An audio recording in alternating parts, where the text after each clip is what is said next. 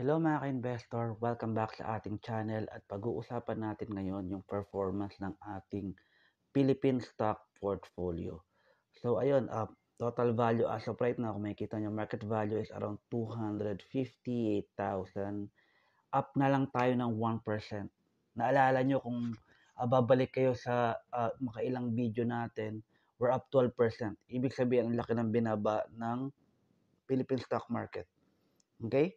So, okay lang yan. That's part of, ibig sabihin, the more na pa tayo ngayon, makapag-dollar cost tayo, no? So, siyempre, punta tayo sa biggest winner natin.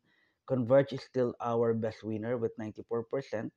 Philinvest sumunod 33%, Security Bank 23%, Globe, ayan, RFM, 94% tayo, okay? Kay Converge. Philinvest were up by 33%. RFM is around 31%.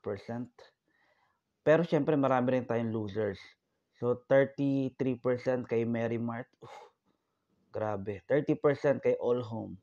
23% kay JG Summit. At 17% kay TFHI. So ito yung importance ng diversification, o dahil diversified tayo, kahit mababa yung iba natin, pag may nananalo kang stocks or may tumataas kang stocks, nababalance out, no?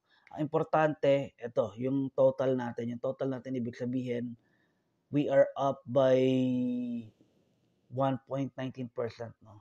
Pero nakaraan, 12% yan. So, malaki talaga yung binaba ng Philippine stock market in a whole. So, papakita ko sa inyo yung PSEI. Okay, pinag-uusapan natin to, no? Okay, so punta tayo dito, 1-month chart. Kung makikita ninyo, ayan, almost 7,300 tayo sabi dito sa chart.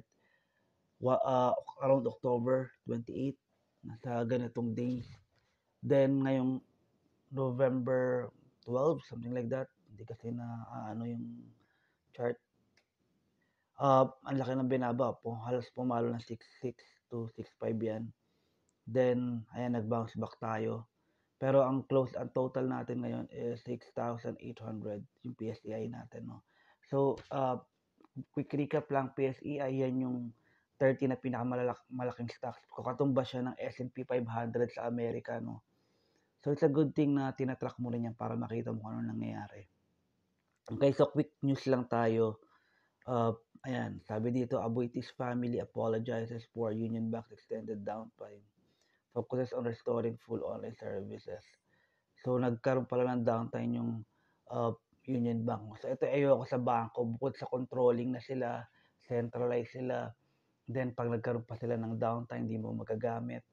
And then, ang nakakainis pa is, alam mo yung kailangan mong pumila, tapos pagka mag-withdraw ka lang malaki, sasabihin pa nila sa'yo is, saan mo gagamitin yung pera mo? Samantalang hindi ka naman dapat nila tanungin. Kasi pera mo yun. Pero pagka nag-withdraw ka, try nyo mag-withdraw ng 100 to 200,000, sasabihan kayo na kung saan mo gagamitin yung pera mo. Samantalang wala silang karapatang tanungin ka. Di ba? Then, ayun.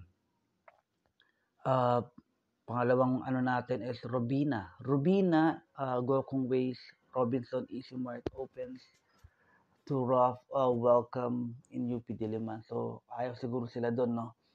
But, ang masabi ko dito, Robina, sabi dito Robina Gokong Way. It's either URC, Universal Robina, pero nabanggit yung Robinson Easy Mart. Baka part siya ng RRHI, no? Robinson Retail Holdings. So, ayan. Pero ayaw sila doon, no? Alam mo na mga taga-UP. So, ayan. Hindi na ako magpapatagal mga investors. Ulitin ko dito financial advice. So, maglalagay ako kay dito. So, marami silang utang, no? So, pero I believe makakabawi ito. So, Bloomberg. Not Bloomberg. Bloomberg ako ng Bloomberg. Bloomberry, no?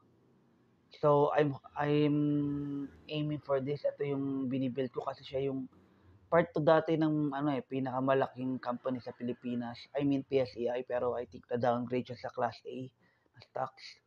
But I really believe makaka-bounce back to. So Bloomberry, dito ko na ilalagay yung buong 5,000 natin. So idadagdag ko na lang siya para hindi na tayo mag-calculate.